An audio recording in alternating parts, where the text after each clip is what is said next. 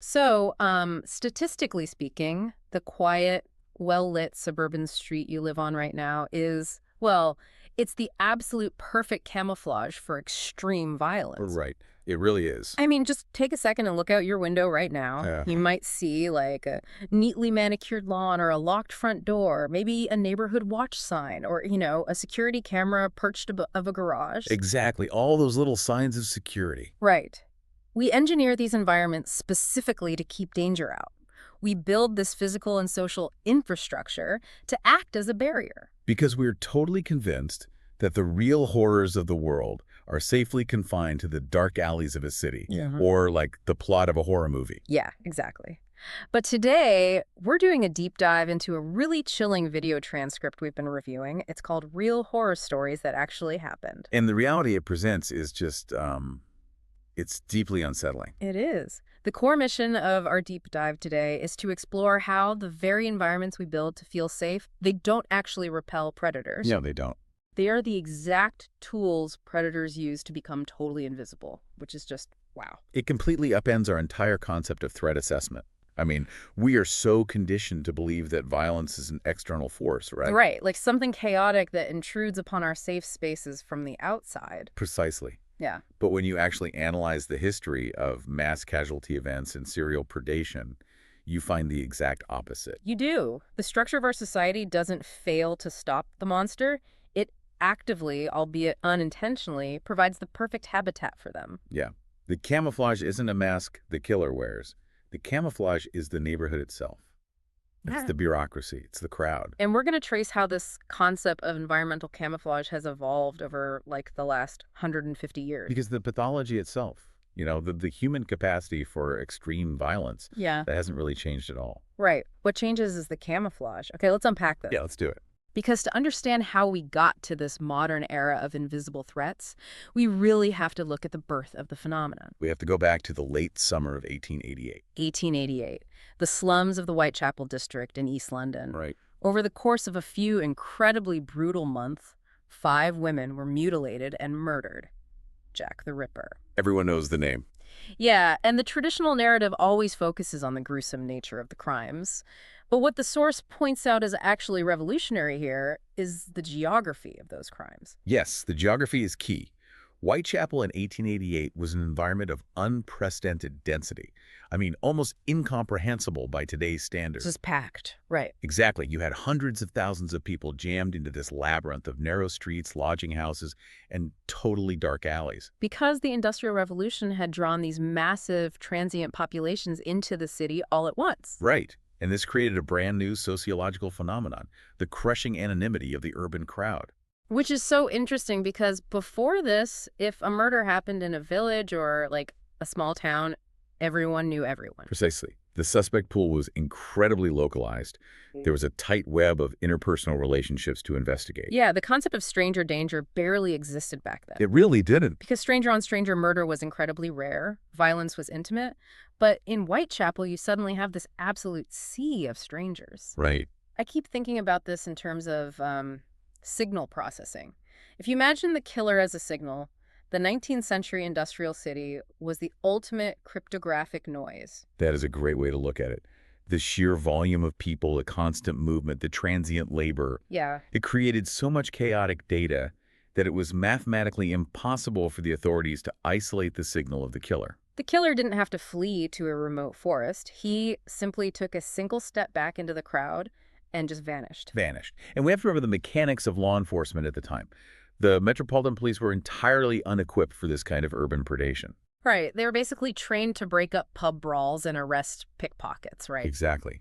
Forensics just didn't exist. There was no blood typing, no fingerprinting, absolutely no crime scene preservation. Wow. If you didn't catch the perpetrator literally holding the knife, or if you didn't have a witness who personally knew the attacker, the investigative apparatus just completely stalled out.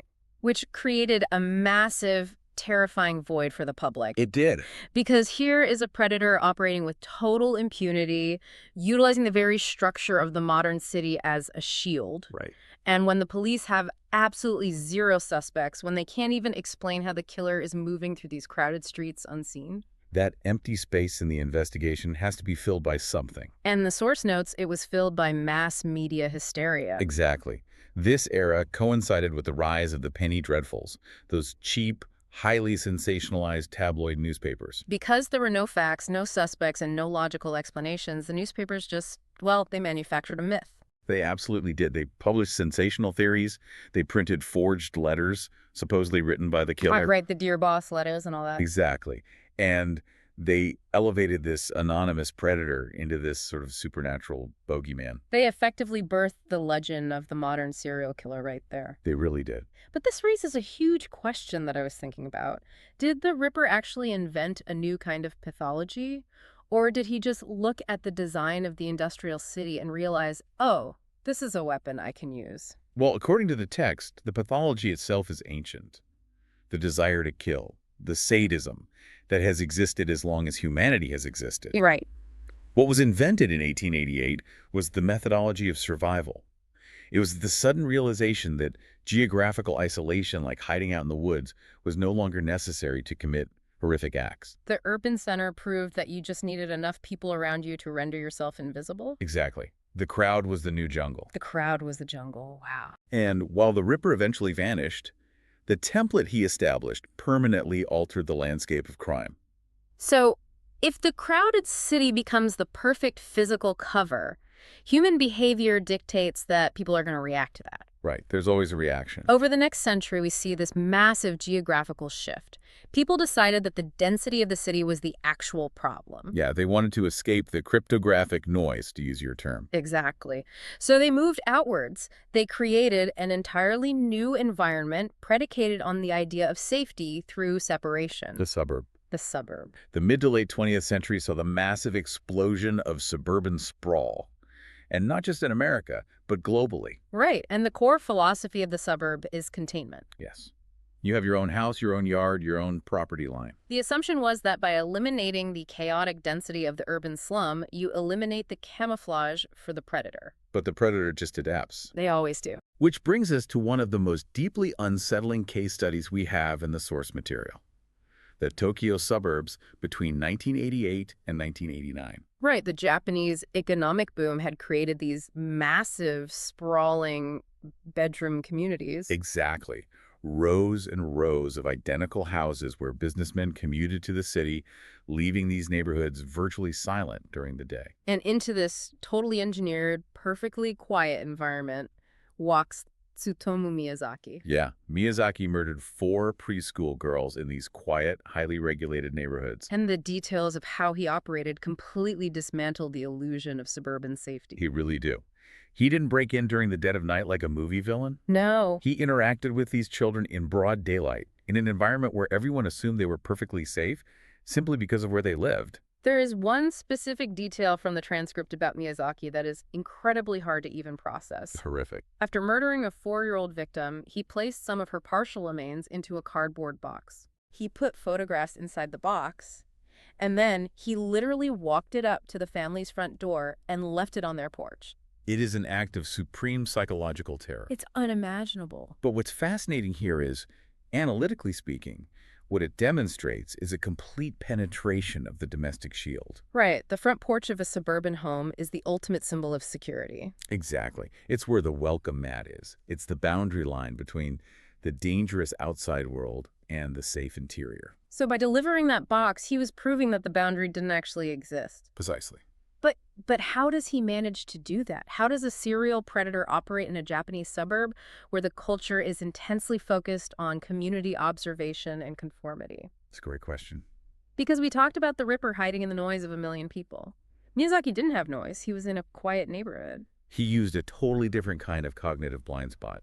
When Miyazaki was finally apprehended, the public and the authorities were just utterly shocked by his mundane appearance. Right. He was just a quiet, unassuming, introverted young man who worked at a printing press. He lived with his family. He drove a regular car. He essentially weaponized the aesthetic of boredom. The psychology of boring equals safe. Yes. It's a massive vulnerability in human threat assessment. If we see someone screaming on a subway, our threat receptors light up immediately. Exactly, because it breaks the pattern. Right. But if we see a quiet, introverted guy slowly driving down a suburban street, our brain just categorizes him as harmless. We think he's just a neighbor. He belongs there. We project our own intentions onto the environment. We absolutely do. Mhm. Because we moved to the suburb to be peaceful and safe, we assume everyone else in the suburb shares that exact same peaceful intention. Wow, yeah. The physical architecture of the suburb, the fences, the distance between the houses, actually creates a social isolation that benefits the killer. That's the irony of it. You might live 10 feet away from your neighbor, but you Yeah. have absolutely no idea what is happening inside their home. So the assumption of safety becomes the camouflage. It's terrifying. I mean, the Ripper used the presence of people to hide. Miyazaki used the absence of suspicion to hide. But both of those are examples of physical environments, the architecture of a city, the layout of a suburb. Right. So let's pivot to something even more pervasive from the deep dive. What happens when the camouflage isn't a street or a house, but an entire political system? This is a really crucial evolution in our understanding of systemic failure. We have to look at the macro environment of national ideology. Right. And to do that, the source takes us to the Soviet Union, specifically looking at the crimes of Andrei Chikatilo. Operating from 1978 right into the late 1980s. The sheer scale of Chikatilo's crimes is just staggering. It is. He lured runaways, teenagers, and children into the woods across Russia, Ukraine, and Uzbekistan. Over more than a decade, he murdered and mutilated at least 52 people. 52 people across multiple jurisdictions. Right. How does a single person amass that kind of body count without the entire national police force hunting him down? To understand the mechanics of this, you really have to understand the foundational ideology of the Soviet state at that time, as the source details. Okay. The authorities operated strictly under Marxist criminology. And that ideology asserted that crime was strictly a product of class struggle and economic inequality. Right. Therefore, extreme deviance, like serial murder, was officially classified by the state as a capitalist disease. Wait, so they literally believed that because they were a socialist state, it was ideologically impossible for a serial killer to exist within their borders. Exactly. The official stance was that the socialist utopia had eradicated the sociological conditions that create serial killers. Wow. Therefore, if a mutilated body was found, it could not be a serial killer. The system literally wouldn't allow for that conclusion. So what did they say it was?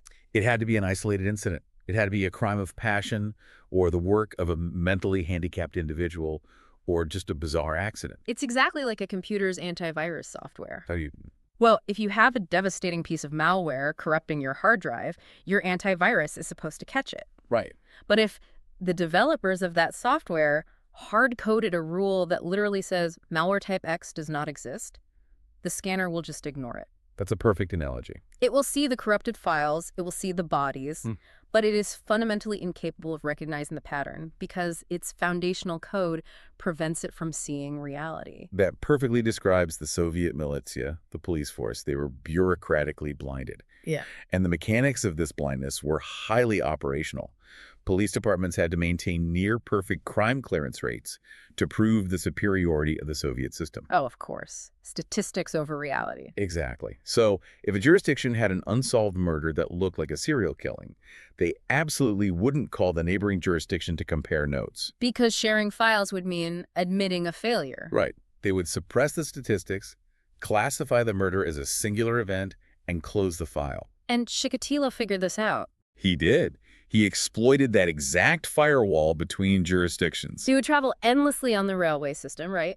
Committing a murder in one region and then taking a train to a completely different republic. Yeah, because he knew the police chiefs in those two towns would never, ever speak to each other. He weaponized the bureaucracy's need to protect its own ideological purity. He did. The state's denial was a heavier, more impenetrable armor than anything a criminal could possibly buy. That's incredible. For over a decade, he operated with near impunity, sheltered by a government that refused to look at the blood on the ground simply because it contradicted the manifesto. And what blows my mind is the parallel to Miyazaki when the curtain finally falls. Oh, absolutely. When the Soviet Union starts to fracture, when the ideological shield begins to crack in 1990, and they finally arrest the man responsible for 52 brutal murders, who is he? He's a mild-mannered former schoolteacher. A guy with a briefcase and glasses. It perfectly reinforces the central thesis of the text. Whether the camouflage is the domestic isolation of a Japanese suburb or the massive ideological denial of the USSR, the environment dictates the killer's survival. Right. Chikatilo presented a facade, a respectable party member, an educator, a quiet family man that perfectly aligned with what the Soviet bureaucracy deemed safe and productive. Okay. Here's where it gets really interesting, because up to this point in the deep dive, the pathology we've been discussing, the Ripper, Miyazaki, Chikatilo, these are all isolated individuals. Yes, lone actors. They are lone predators navigating physical or political environments to hide their own hands-on violence. Right. But human behavior never stops evolving. What happens when the violence isn't carried out by a lone individual? That is the big shift. What happens when a predator realizes that doing the killing yourself is actually a vulnerability? You're touching on the transition from individual predation to systemic engineered violence. Isolated individuals are really only one mechanism for destruction. The true escalation occurs when a charismatic figure discovers how to outsource the violence entirely. Outsourced violence. Exactly. They don't hide their bodies, they hide their intentions within the minds of other people. And that anchors us in August 1969 in Los Angeles. The followers of Charles Manson. A case that changed everything. Over 2 nights, they broke into homes and murdered 7 people, including the pregnant actress Sharon Tate and the grocery heir Leno LaBianca. It remains one of the most infamous crimes in American history. But the specific mechanic the source tells us to look at is Manson's physical location during the bloodshed. Right. Manson did not wield the knives. He wasn't even there. During the Tate murders, he was miles away at the Spahn Ranch. He directed his followers, he gave them explicit instructions, he worked them into an absolute frenzy. But he remained entirely physically detached from the crime scene. Exactly. Hold on, I need to push back on the mechanics of this just a little bit. Because we've been talking about camouflage, hiding in a crowd makes logical sense. Hiding behind a locked suburban door makes sense. Right, it's tangible. But how do you weaponize other human beings to commit unspeakable atrocities when you aren't even in the room to enforce your orders? It's a terrifying concept. Is psychological manipulation just an invisible version of the geographical isolation we talked about earlier? It really is the ultimate evolution of isolation. The concept we need to examine here is milieu control. Milieu control. Yeah, it's a term originally coined by psychologists studying thought reform. Manson didn't just give orders. He constructed a complete psychological fortress around his followers. By taking them out to the desert? Right, by bringing them to an isolated ranch, regulating their sleep, controlling their diet, and constantly flooding their minds with an apocalyptic worldview. His helter-skelter race war theory. He systematically eroded their individual identities. He erased their previous reality and just replaced it with his own. Precisely. So the camouflage here isn't a physical environment, it's a fabricated reality. Exactly.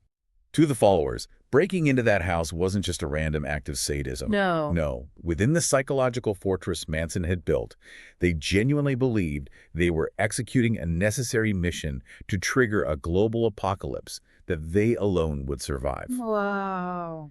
Manson hid his own pathological desires for power and chaos right behind this grand, twisted ideology.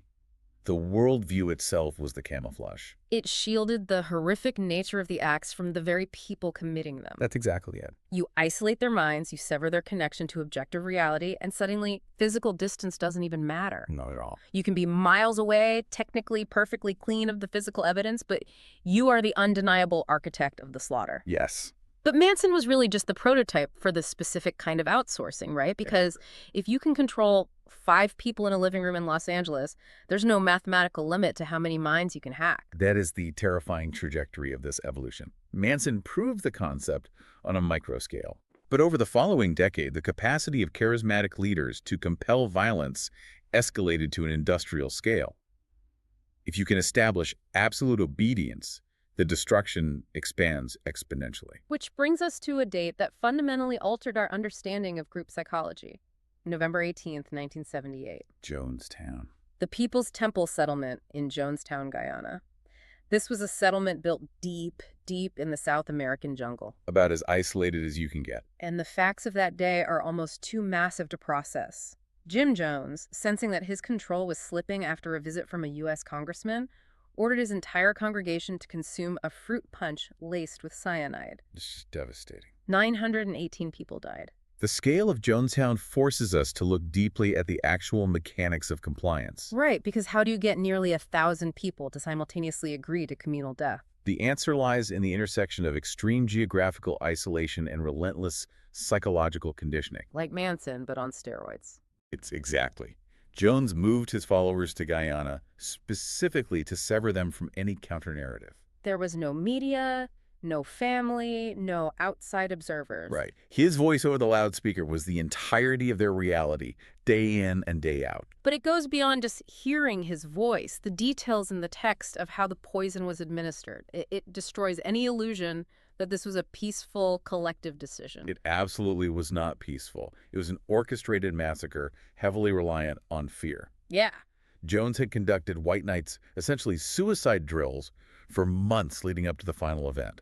He systematically desensitized them to the concept of dying. And when the actual day came, armed guards surrounded the pavilion. Right. But the most horrifying mechanism of compliance was the sequence of the deaths. This part is so hard to read. The rank-and-file members were so psychologically broken and so terrified of disobeying or facing the imagined torture, Jones told them awaited outside the jungle that they forcibly administered the poison to their own children first. Over 300 children died. It's sickening. I want you, the listener, to just stop for a second and try to imagine the sheer density of the psychological fog required to make a parent do that. It defies logic. You try to picture the environment, the incredible heat of the jungle, the screaming, the armed guards, the sheer exhaustion of having lived under a tyrant for years. Individual will completely collapsed. Jim Jones had engineered an environment where disobeying him was genuinely perceived as a worse fate than murdering your own child. If we connect this to the bigger picture we've been painting, look at the math. Okay. A serial killer like Jack the Ripper or Andre Chikatilo is limited by their own stamina, right? Their own physical reach. Yeah, they destroy one life at a time over years. Exactly. Yeah. But when a leader achieves mass compliance, the scale of destruction consumes an entire community in a matter of hours. So the environment of total obedience is literally the most dangerous weapon on Earth. It absolutely is. But Jonestown relied heavily on the jungle, right? It was physically removed from the world. Yeah. It makes sense that if you take people to another continent, you can control them. But society looked at Jonestown and said, okay, that's the danger. Remote jungles. Right. The idea was, as long as we keep these groups where we can see them, as long as law enforcement is present, we can stop this. Which was a fundamentally flawed assumption. Completely flawed. Yeah. Because the methodology of isolation didn't require a jungle at all. No. By 1993, another leader proved that you could maintain absolute isolation and total control right in the middle of modern America, completely surrounded by federal agents. Waco, Texas, 1993. The Branch Davidian compound and David Koresh. This is the ultimate test of the environmental camouflage theory against modern law enforcement. It really is the crucible for this theory. You have a 51-day standoff. On the outside, you have the FBI, the ATF, armored vehicles, negotiators, helicopters. The full weight of the government. On the inside, you have Koresh and his followers. And it ends in a catastrophic fire, leaving 76 Branch Davidians dead, including Koresh. But what we need to analyze is the standoff itself. How does a man maintain control of his followers when the entire apparatus of the United States government is literally parked on his front lawn with a megaphone? Because Koresh understood that physical reality is entirely secondary to perceived reality. Right. The analysis of Waco centers on his absolute monopoly over information. Okay, unpack that. The FBI cut the power in the phone lines, thinking they were isolating Koresh and breaking his control. Yeah, standard siege tactics. In reality, they did his job for him. They severed the followers' remaining ties to the outside world. Koresh became the sole interpreter of reality. He built an invisible wall. Yeah. The physical walls of the Mount Carmel Center were just plywood and drywall. They were nothing. But the invisible wall was his theological framing. Exactly. When the ATF initially raided the compound, Koresh didn't tell his followers, hey, we are being arrested for firearms violations. No, he told them the agents of Babylon have arrived, just as the prophecies of Revelation predicted. He contextualized the actions of law enforcement perfectly into his apocalyptic narrative. Wow.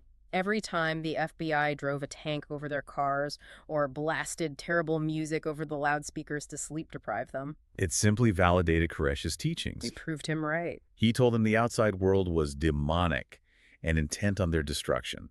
And the FBI's aggressive tactics, viewed through that specific lens, proved him right. So the presence of law enforcement didn't break the camouflage, it reinforced it. It absolutely did. The followers chose to remain in a burning building because the reality Koresh had constructed inside their minds was more potent, more absolute than the reality of the flames consuming the walls around them. It is the ultimate modern siege. It is. The physical standoff was entirely irrelevant because the psychological standoff had already been won by Koresh years prior. The environment he built served as an impenetrable shield for his pathology. Precisely. Okay, let's take a breath and look at the terrifying trajectory we've just charted. It's a lot to take in. We've gone from street-level killers hiding in the fog of an 1888 slum to predators hiding behind the mundane aesthetics of a 1980s suburb. To the massive bureaucratic blind spots of the Soviet Union. And finally, to these charismatic leaders who build psychological fortresses that compel hundreds of people to their deaths. It's a relentless evolution. But human society doesn't just sit back and accept this. We build defenses. We use science to fight back. And the institutional response has been massive. Over the last few decades, governments and law enforcement agencies have spent millions of dollars attempting to rationalize and contain these threats. Right. They built the FBI's behavioral science unit to develop psychological profiling. They revolutionized forensic sciences with DNA sequencing, digital forensics, and complex behavioral analysis. They rewrote the entire playbook on siege negotiation tactics, specifically because of what happened at Waco. The goal was to bring order to the chaos, to use technology to finally strip away the camouflage. Right. The thought process is, if the killer hides in the noise, we just build better filters. So we have all this high-tech armor now. But this is where the research we're analyzing delivers its most devastating blow. It really is a hard truth to swallow. There's a graph in the data we reviewed. It plots the implementation of these advanced forensic procedures year by year against the victim counts of modern mass casualty and serial crimes. And the correlation it reveals is fundamentally bleak. As the science gets better, as we steadily adopt these highly sophisticated investigative techniques, the frequency and the scale of the violence just continue to climb right alongside them. Right. The technology goes up and the body count goes up. So what does this all mean? It leads to a harsh, unavoidable conclusion about the absolute limits of our systems. Yeah.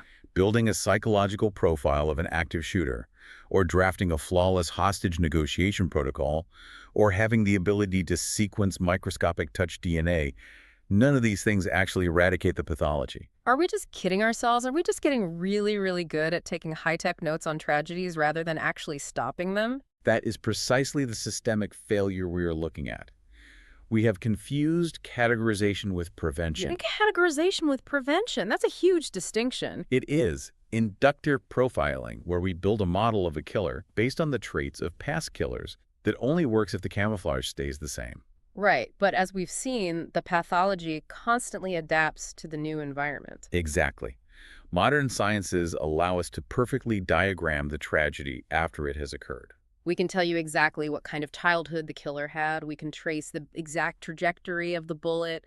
We can map the exact psychological triggers used by the cult leader. But none of that prevents the bomb from going off. It's like we've invented the world's most advanced, incredibly expensive fire alarm.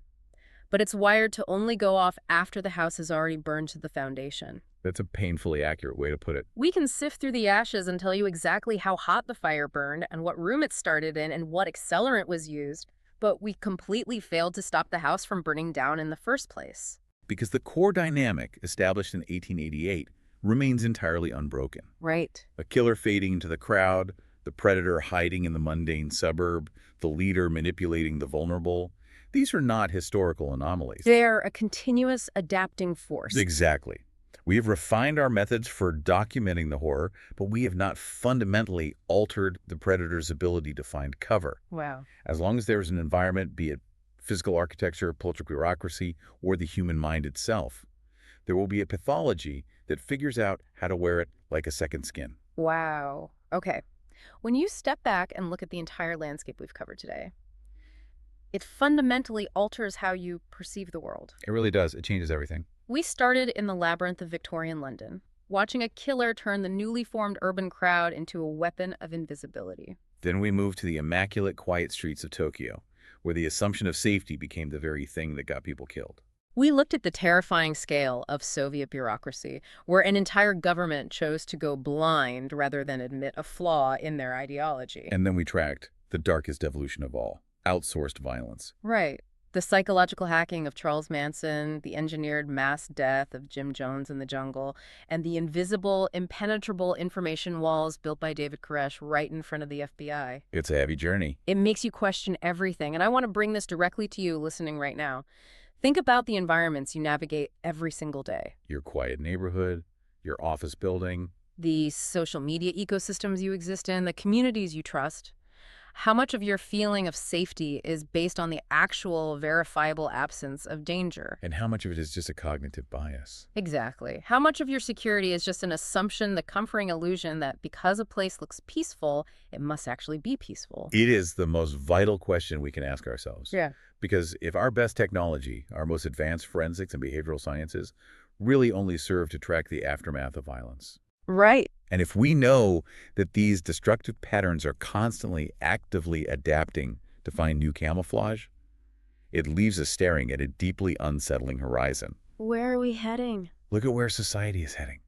We are moving into an increasingly isolated, heavily curated, hyper-digital future where we live vast portions of our life entirely detached from physical reality. Yeah, we really do. If the crowd was the camouflage of the 19th century, and the suburb was the camouflage of the 20th century, what is the next form of camouflage that extreme violence will utilize in the 21st century? It's a chilling thought to leave on. You look around at the streetlights, the locked doors, the algorithms, and the digital walls we build around ourselves. You really have to wonder. You realize they might be keeping the dark at bay, or they might just be casting the perfect shadows where it can hide.